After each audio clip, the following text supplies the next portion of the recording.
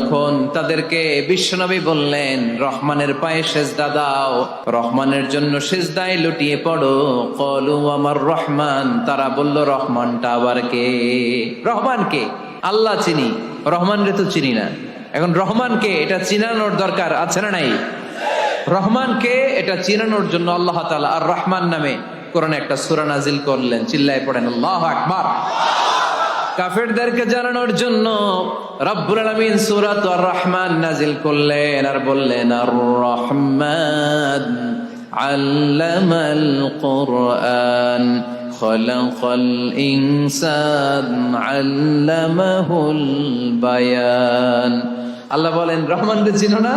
আর রহমান আল্লামাল কুরআন খলাকাল ইনসান আল্লামাহুল বায়ান। আমি হলাম রহমান, আমি দয়াময়, আমি মেহেরবান।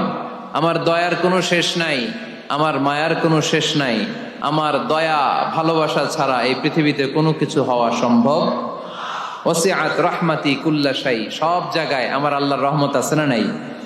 আল্লাহর রহমত ছাড়া এক ফোঁটা বৃষ্টি আকাশ থেকে জমিনে ঝরে? আল্লাহর রহমত ছাড়া একটা গাছের পাতা মাটিতে পড়ে? আল্লাহর রহমত ছাড়া একটা শ্বাস আমরা ভেতরে ঢুকাতে পারি? আল্লাহর রহমত ছাড়া পৃথিবীতে কিচ্ছু সম্ভব না। চিল্লায় বলেন ঠিক কিনা?